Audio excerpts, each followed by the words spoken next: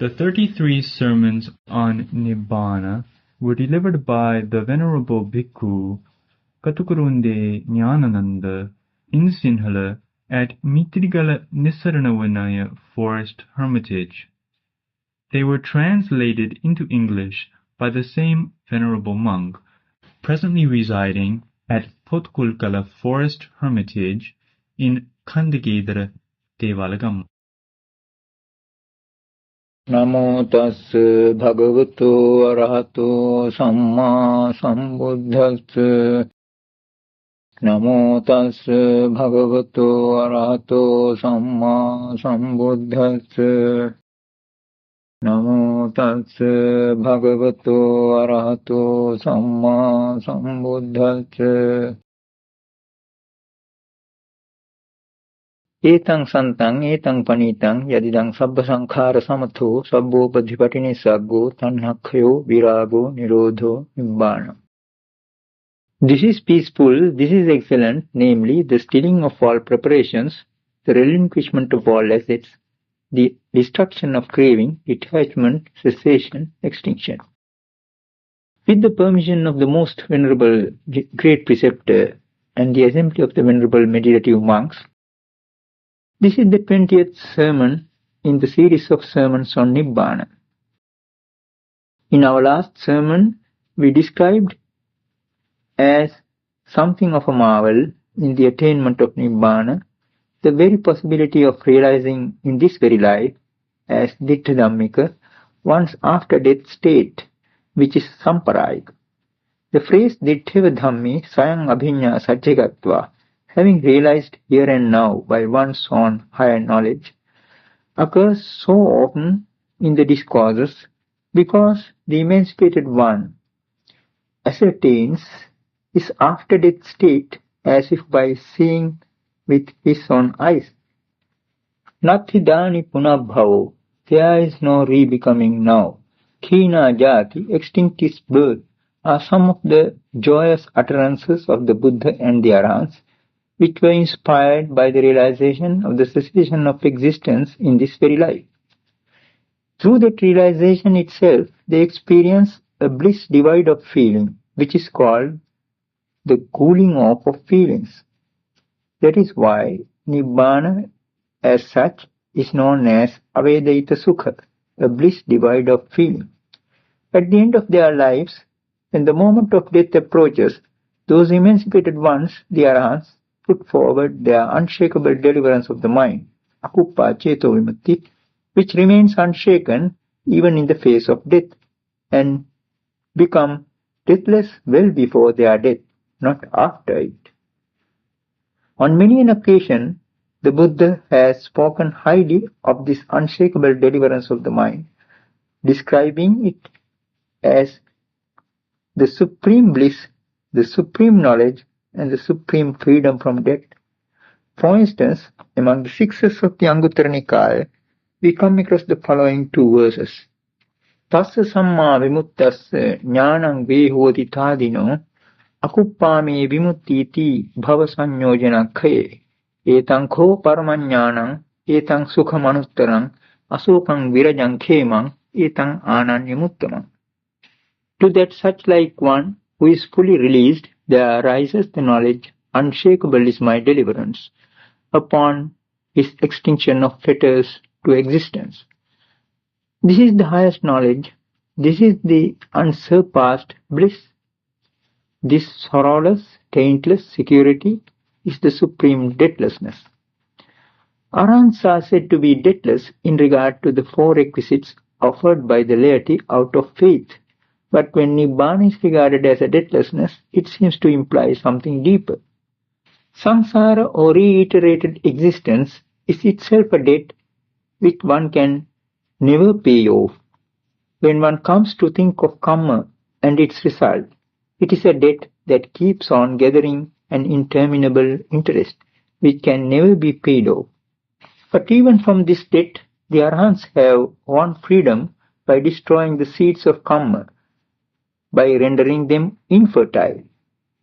They are made ineffective beyond this life as there is no rebirth.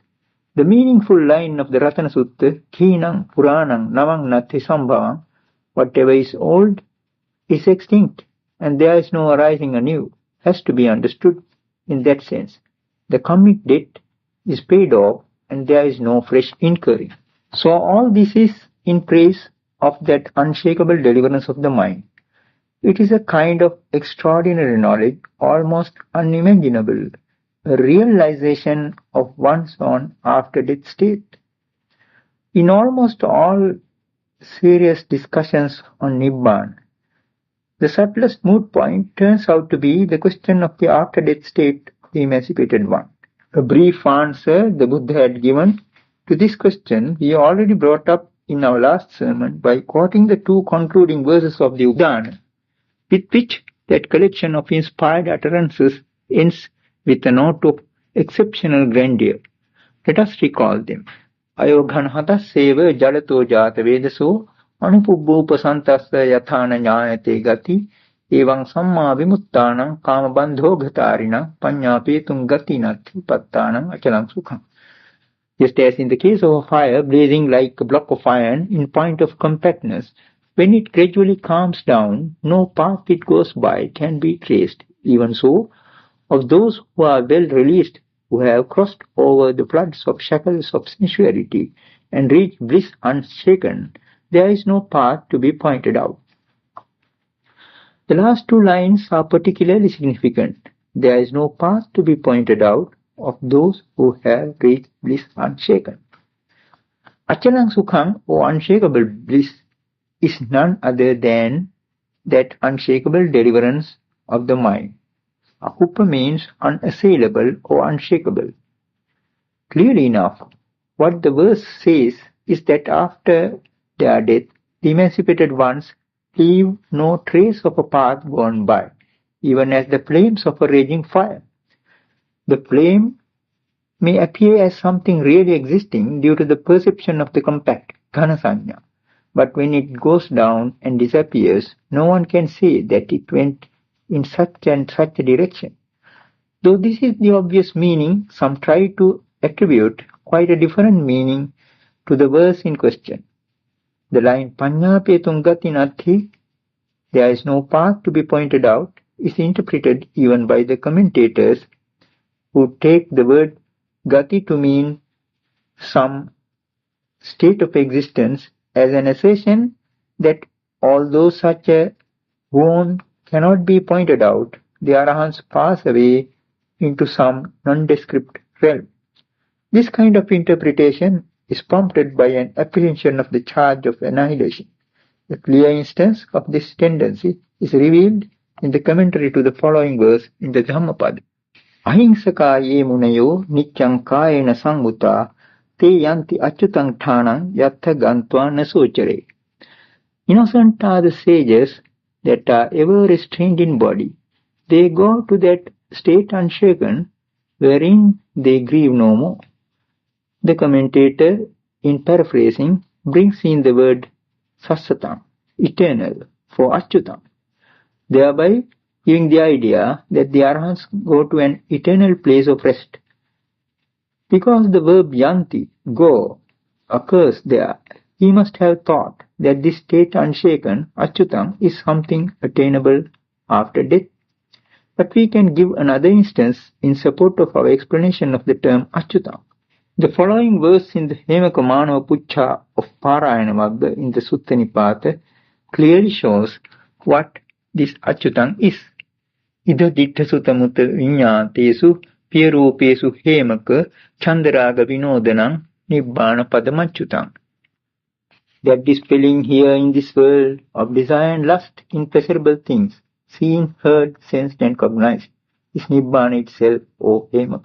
This is further proof of the fact that there is no eternal immortal rest awaiting the arahants after their demise. The reason for such a postulate is probably the fear of falling into an annihilationist view. Why this chronic fear? To the worldlings overcome by the craving for existence, any teaching that leads to the cessation of existence appears dreadful. That is why they put forward two new parables following the same commentarial trend. The other day we mentioned about those two parables, the parable of the tortoise and the parable of the frog. When the fish and the toad living in water ask what sort of a thing land is, the tortoise and the frog are forced to say no, no to every question they put. Likewise, the Buddha, so it is argued, was forced to give a string of negative terms in his discourses on Nibbāna. But we have pointed out that this argument is fallacious and that those discourses have to be interpreted differently. The theme that runs through such discourses is none other than the cessation of existence. In the Aragadhyupama Sutta of the Majjhima Nikāya, the Buddha declares in unmistakable terms that some recluses and Brahmins, on hearing him preaching the Dhamma for the cessation of existence, wrongly accuse him with the charge of being an annihilationist. Sato sattasya uchedang vinasang vibhavang panyapeti. He is showing the way to the annihilation, destruction and non-existence of a truly existing being. He clearly states that some even grieve and lament and fall into despair, complaining, Uchijjasami namasu, vinassisami namasu, nasu nama bhavisami. So it seems I shall be annihilated, so it seems I shall perish, so it seems I shall be no more. Even during the lifetime of the Buddha, there were various debates and controversies regarding the after-death state of the emancipated person among recluses and Brahmins.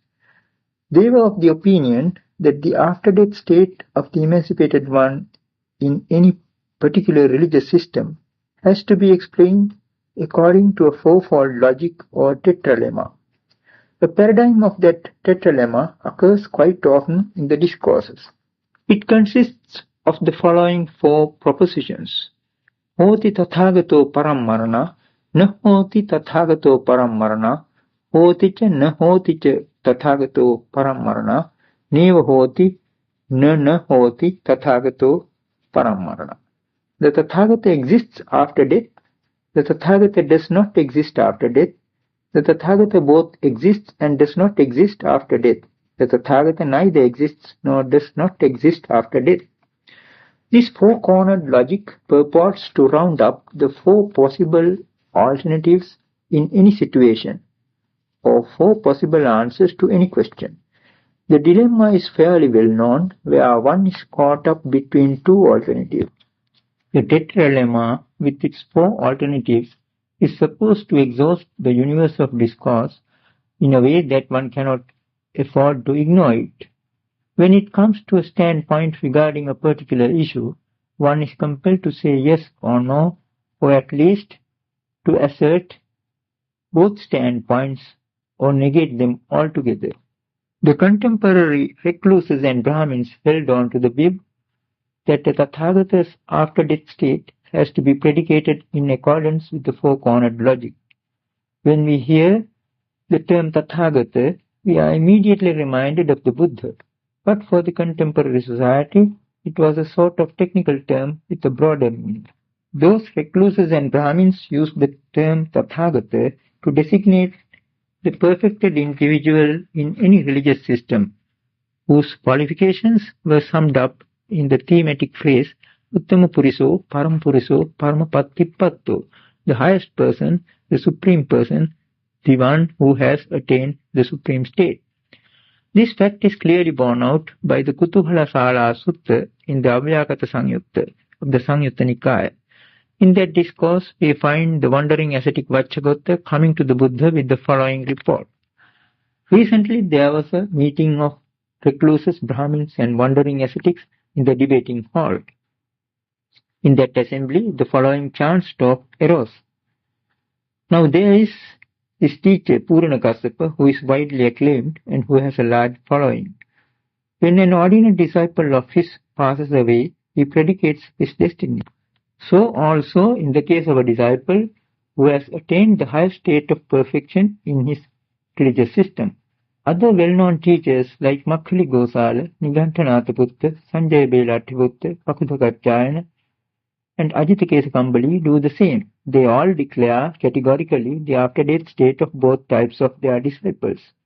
But as for this ascetic Gautama, who also is a teacher widely acclaimed with a large following, the position is that he clearly declares the after-death state of an ordinary disciple of his, but in the case of a disciple who has attained the highest state of perfection, he does not predicate his destiny according to the above-mentioned tetralemma.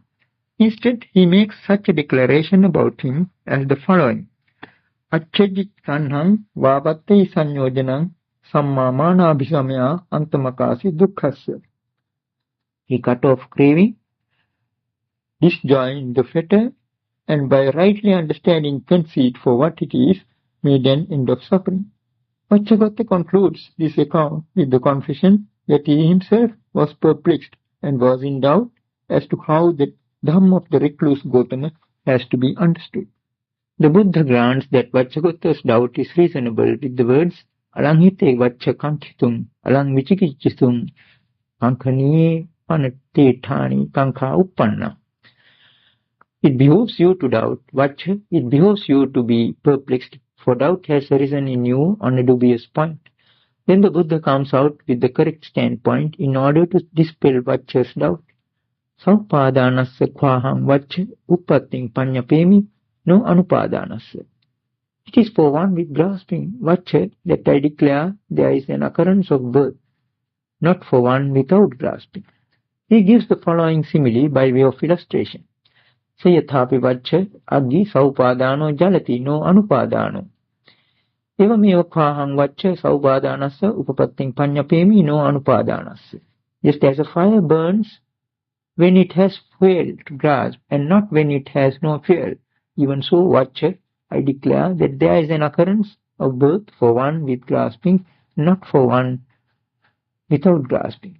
As we have mentioned before, the word upadana has two meanings. It means both grasping as well as fuel. In fact, fuel is just what the fire grasps. Just as the fire depends on grasping in the form of fuel, so also the individual depends on grasping for his rebirth. Within the context of this analogy, Vaccha now raises a question that has some deeper implications. Yasmincha Gotama samaye acci vatena khitta durampi gacchati imasapana bhavam Gotamo ting upadanasmin panyapet. Master Gotama, at the time when a flame flung by the wind goes even far, what does Master Gotama declare to be its object of grasping or fuel? The Buddha's answer to that question is, Yasmin ko vaccha samaye acci vatena khitta durampi gacchati samham vatupadanam vadami vato hissa vaccha tasmin samaye upadanam hoti. At the time vaccha, a flame flung by the wind, goes even far. That I say has wind as its object of grasping. Vaccha at that time, wind itself serves as the object of grasping.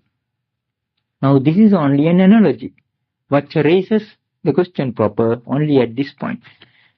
Yasmincha panabhogotam samaye imancha kayang nikhipati sattocha anyatarang kayang anupatto hoti imasa panabhavang Gotamo king upadanasming panyapeti.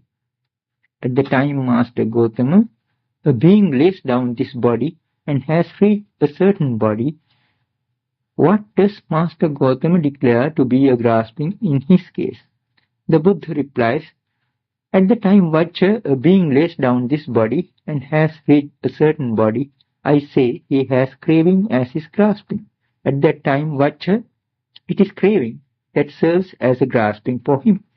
With this sentence, the discourse ends abruptly, but there is an intricate point in the two sections quoted above. In these two sections, we have adopted the reading Anupatto as more plausible in rendering the phrase Anyatarang Kayang Anupatto, has reached a certain body. The commentary, however, seeks to justify the reading Anupanno is not reborn, which gives quite an opposite sense.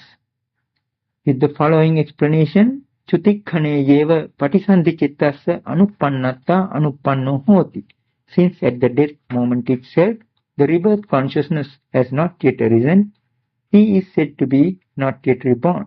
Some editors doubt whether the correct reading should be anuppatto. The doubt seems reasonable enough, for even syntactically, anuppatto can be shown to fit into the context better than anuppanno.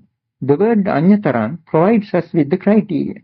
It has a selective sense, like a certain, and carries definite positive implications. To express something negative, a word like anyang, another, has to be used instead of the selective anyataram, a certain. On the other hand, the suggested reading anuppatto avoids those syntactical difficulties. A being lays down this body and has reached a certain body. Even the simile given as an illustration is in favor of our interpretation. The original question of Vajra about the flame flung by the wind reminds us of the way a forest fire, for instance, spreads from one tree to another tree some distance away.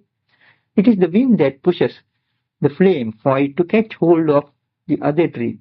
The commentarial explanation, however, envisages a situation in which a being lays down this body and is not yet reborn in another body.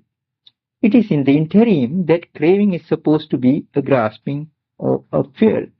Some scholars have exploited this commentarial explanation to postulate a theory of antarabhava or interim existence prior to rebirth proper. Our interpretation, based on the reading anuppatto, rule out even the possibility of an antarabhava. Obviously enough, Vajra's question is simple and straightforward.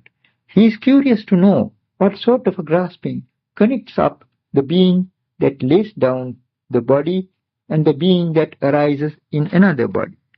That is to say, how the apparent gap could be bridged.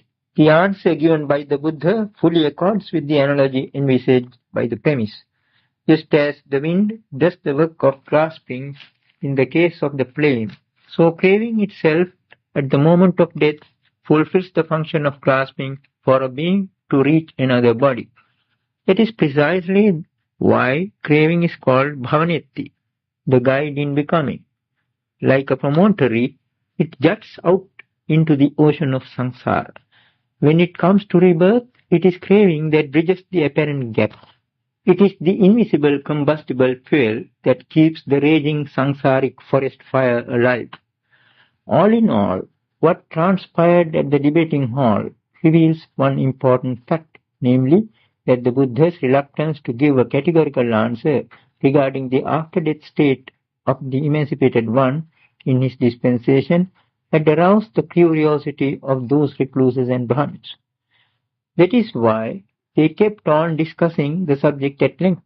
However, it was not the fact that he had refused to make any comment at all on this point, only that the comment he had made appeared so strange to them, as we may well infer from Vajra's report of the discussion at the debating hall. The Buddha's comment on the subject which they had quoted was not based on the tetralemma. It was a completely new formulation. Accechitanhang vavattai sanyojanang samma manabhisamaya antamakasi dukkhasa. He cut off craving, disjoined the fetter, and by rightly understanding conceit for what it is, made an end of suffering. This then is the correct answer, and not any one of the four corners of the tetralemma. This brief formula is of paramount importance. When craving is cut off, the guide in becoming, which is responsible for rebirth, is done away with. It is as if the fetter binding to another existence has been unhooked. The term bhavasanyojana, destruction of the fetter to existence, we came across earlier, conveys the same sense. The phrase samma manabhisamaya is also highly significant. With the dispelling of ignorance, the conceit asmi mana is seen for what it is. It disappears when exposed to the light of understanding, and that is the end of suffering as well. The concluding phrase, antamakasi dukkhasa, made an end of suffering, is conclusive enough. The problem that was there all the time was the problem of suffering, so the end of suffering means the end of the whole problem. In the Aggivacchagopta Sutta of the Majjhima Nikaya, the Buddha's response to the question of the after-death state of the Arahant comes to light in greater detail. The question is presented there in the form of the tetralemma, beginning with Hoti Tathagato Parammarana. While all the other recluses and Brahmins held that the answer should necessarily take the form of one of the four alternatives, the Buddha put them all aside, Thapitani, rejected them, Patikhittani, refused to state his view categorically in terms of them, Avyakatani. This attitude of the Buddha puzzled not only the ascetics of other sects, but even some of the monks like Mālunkeputta. In very strong terms, Mālunkeputta challenged the Buddha to give a categorical answer or else confess his ignorance. As a matter of fact, there are altogether 10 questions which the Buddha laid aside, rejected and refused to answer categorically. The first 6 take the form of 3 dilemmas, while the last 4 constitute the tetralemma already mentioned. Since an examination of those 3 dilemmas would reveal some important facts, we shall briefly discuss their significance as well. The 3 sets of views are stated thematically as follows. Sassato loko, the world is eternal. Asassato loko, the world is not eternal. Antava loko, the world is finite. Anantava loko, the world is infinite. Tang jivang tang sarirang, the soul and the body are the same. Anyang jivang anyang sarirang, the soul is one thing and the body another. These 3 dilemmas, together with the tetralemma, are known as Avyakatavattumi, the 10 undetermined points. Various recluses and Brahmins, as well as King Pasenadikosala, posed these 10 questions to the Buddha, hoping to get categorical answers. Why the Buddha laid them aside is a problem to many scholars. Some, like Mālunkeputta, would put it down to agnosticism. Others would claim that the Buddha laid them aside because they are irrelevant to the immediate problem of deliverance, though he could have answered them. That section of opinion go by the Singsapa Sutta in the Satya Samyutta of Samyutta Nikaya. Once while dwelling in a Singsapa grove, the Buddha took up some Singsapa leaves in his hand and asked the monks, "What do you think, monks, which is more, these leaves in my hand or those in the Singsapa grove?" The monks replied that the leaves in the hand are few and those in the Singsapa grove are greater in number. Then the Buddha makes the declaration to the following effect. Even so, monks, what I have understood through higher knowledge and not taught you is far more than what I have taught you. If we rely on this simile, we would have to grant that the questions are answerable in principle, but that the Buddha preferred to avoid them because they are not relevant. But this is not the reason either. All these 10 questions are based on wrong premises. To take them seriously and answer them would be to grant the validity of those premises. The dilemmas and the tetralemma seek arbitrarily to corner anyone who tries to answer them. The Buddha refused to be cornered that way. The first 2 alternatives presented in the form of a dilemma are Sassato loko, the world is eternal, and Asassato loko, the world is not eternal. This is an attempt to determine the world in temporal terms. The next set of alternatives seeks to determine the world in spatial terms. Why did the Buddha refuse to answer these questions on time and space? It is because the concept of the world has been given quite a new definition in this dispensation. Whenever the Buddha redefined a word in common usage, he introduced it with the phrase Ariyassa Vinaya, in the discipline of the noble ones. We have already mentioned on an earlier occasion that according to the discipline of the noble ones, the world is said to have arisen in the 6 sense spheres, Chasuloko Samuppanno. In short, the world is redefined in terms of the 6 spheres of sense. This is so fundamentally important that in the Salayatana Samyutta of the Samyutta Nikaya, the theme comes up again and again. For instance, in the Samidhi Sutta, Venerable Samidhi poses the following question to the Buddha. Loko lokoti bhante bucchati, chittavatanu ko bhante loko va assa lokapanyati va. The world, so it is said, Venerable Sir. But how far, Venerable Sir, does this world or the concept of the world go? The Buddha gives the following answer. Yatthakoho samidhi atti chakhu atti rupa atti chakhu viññāṇam atti chakhu viññātabba dhamma atti tattha lokova lokapanyattiva. Where there is the I, samidhi, where there are forms, where there is I consciousness, where there are things cognizable by I consciousness, there exists the world or the concept of the world. A similar statement is made with regard to the other spheres of sense, including the mind. That, according to the Buddha, is where the world exists. Then he makes a declaration concerning the converse.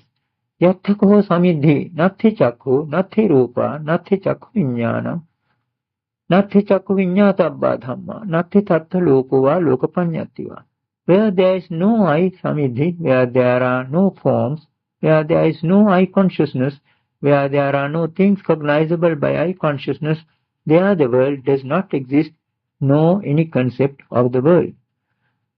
From this we can well infer that any attempt to determine whether there is an end of the world, either in temporal terms or in spatial terms, is misguided.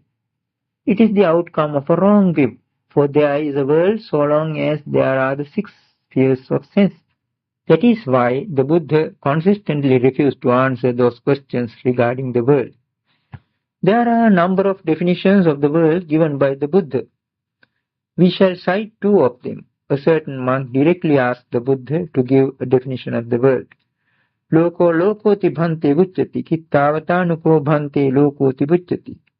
The world, so it is said. In what respect, Venerable Sir, is it called the world? Then the Buddha makes the following significant declaration. Lujjati ko bhikkhu tasma lokoti vucchati. Kincha lujjati chakhu ko bhikkhu lujjati. Rupa lujjanti. Chakhu viññāṇam lujjati. Chakhu samphasso lujjati. Yampidan chakhu samphassa paccaya uppajjati vedaitam sukham va dukkama sukham va tampi lujjati. Lujjatiti ko bhikkhu tasma lokoti vucchati. It is disintegrating, monk. That is why it is called the world. And what is disintegrating? The I, monk, is disintegrating. Forms are disintegrating. I consciousness is disintegrating. Eye contact is disintegrating, and whatever feeling that arises dependent on eye contact, be it pleasant or painful or neither pleasant nor painful, that too is disintegrating. It is disintegrating. That is why it is called the world. Here the Buddha is redefining the concept of the world, punning on the verb lujjati, which means to break up or disintegrate, to bring about a radical change in outlook in accordance with the Dhamma. The Buddha would sometimes introduce a new etymology in preference to the old. This definition of the world is to the same effect. Venerable Ñāṇananda too raises the same question, soliciting a redefinition for the well-known concept of the world, and the Buddha responds with the following answer. Yankho ānanda paloka dhammang ayangucchati aryasa vinaya loko.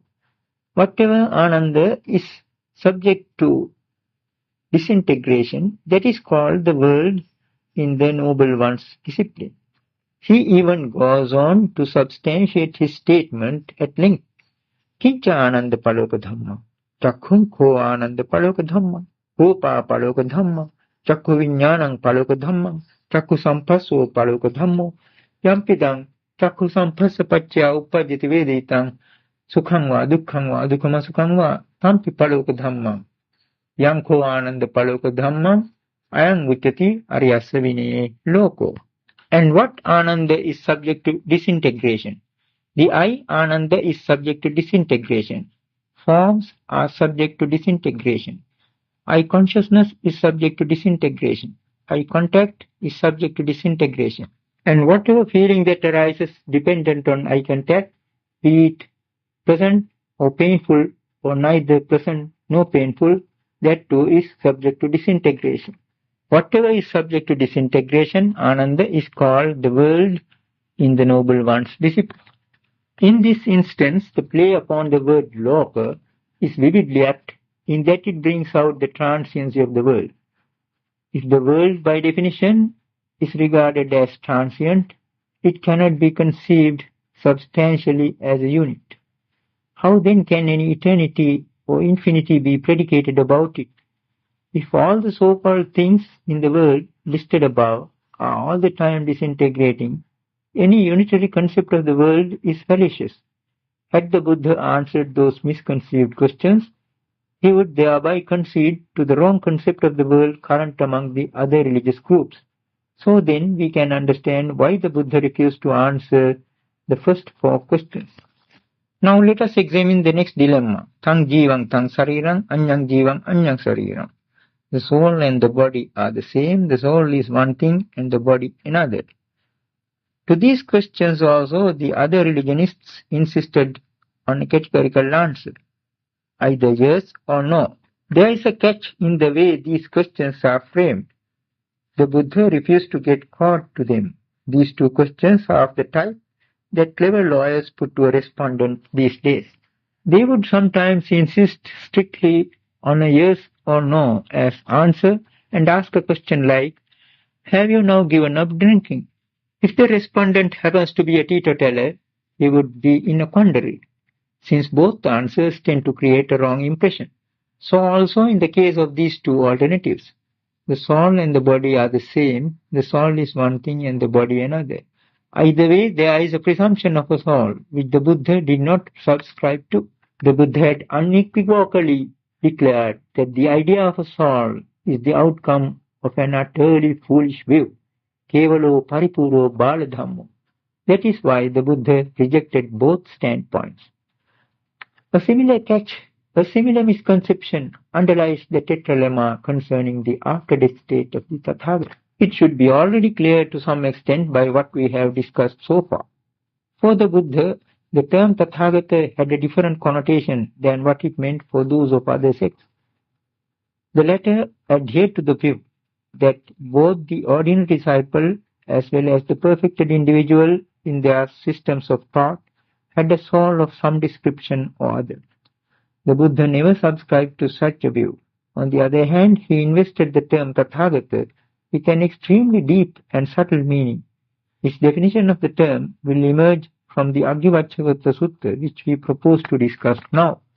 In this discourse, we find the wandering ascetic Vaccha trying to get a categorical answer to the questionnaire, putting each of the questions with legal precision one by one, as a lawyer would at the courts of law. Kinnukho bho Gotama sasato loko idameva satyang moghamanyanti evang ditti bhavang Gotamo.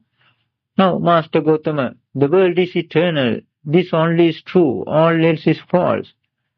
Are you of this view, Master Gotama? The Buddha replies, Nakho ahang vaccha evang ditti. No, Accha, I am not of this view. Then Vaccha puts the opposite standpoint, which too the Buddha answers in the negative. To all the 10 questions, the Buddha answers no, thereby rejecting the questionnaire in toto. Then Vacchagotta asks why, on seeing what danger, the Buddha refuses to hold any of those views. The Buddha gives the following explanation. Sasato lokoti kho vaccha ditthigatametang, ditthighanam, ditthikantārang, ditthivisukkam, ditthivipanditang, ditthisannyojanam, sadukkhaṃ, savighatang, saupāyāsaṃ, saparilāhaṃ, na nibbidāya, na virāgāya, na nirodhāya, na upasamāya, na abhiññāya, na sambodhāya, na nibbānāya samarati. Vaccha, this speculative view that the world is eternal is a jungle of views, a desert of views, a distortion of views, an aberration of views, a fetter of views. It is fraught with suffering, with vexation, with despair, with delirium. It does not lead to disenchantment, to dispassion, to cessation, to tranquility, to higher knowledge, to enlightenment, to Nibbāna. So with regard to the other 9 views. Now here we find both the above mentioned reasons. Not only the fact that these questions are not relevant to the attainment of Nibbāna, but also the fact that there is something wrong in the very statement of the problems. What are the dangers that he sees in holding any of these views? Every one of them is just a speculative view, ditthigatan, a jungle of views, ditthighanam, an arid desert of views, ditthhikantaram, a mimicry or distortion of views, ditthivisukham, an aberration of views, ditthiviphanditam, a fetter of views, ditthisannyojanam. They bring about suffering, sadukham, vexation, savighatam, despair, saupayasam, delirium, saparilaham. They do not conduce to disenchantment, na nibbidaya, dispassion, na viragaya, cessation, na nirodhaya, to tranquility, na upasamaya, to higher knowledge, na abhiññāya, to enlightenment, na sambodhaya, to extinguishment, na nibbānaya. From this declaration, it is obvious that these questions are ill-founded and misconceived. They are a welter of false beliefs, so much so that the Buddha even declares that these questions simply do not exist for the noble disciple who has heard the Dhamma. They occur as grave problems only to the untaught worldling. Why is that? Whoever has a deep understanding of the Four Noble Truths would not even raise these questions. This declaration should be enough for one to understand why the Buddha refused to answer them. Explaining that it is because of these dangers that he rejects them in toto, the Buddha now makes clear what his own stance is. Instead of holding any of those speculative views, he has seen for himself the rise, samudaya, and fall, atthagama, of the five aggregates as a matter of direct experience, thereby getting rid of all eyeing and mying and latencies to conceits and winning ultimate release. Even after this explanation, Vaccha resorts to the fourfold logic to satisfy his curiosity about the after-death state of the monk thus released in mind. Evaṁ vimutta citto pana bhogotama bhikkhu kuhiṁ uppajjat. When a monk is thus released in mind, Master Gotama, where is he reborn? The Buddha replies, Uppajjatiti ko vaccha na upeti. To say that he is reborn, Vaccha falls short of a reply. Then Vaccha asks, Tena hi bhogotama na uppajjati. If that is so, Master Gotama, is he not reborn? Na uppajjatiti ko vaccha na upeti. To say that he is not reborn, Vaccha falls short of a reply. Tena hi bhogotama uppajjati ca na ca uppajjatiti. If that is so, Master Gotama, is he both reborn and not reborn? Uppajjatiti ca na ca uppajjatiti ca ko vaccha na upeti. To say that he is both reborn and is not reborn falls short of a reply. Tena hi bhogotama neva uppajjati nana uppajjatiti.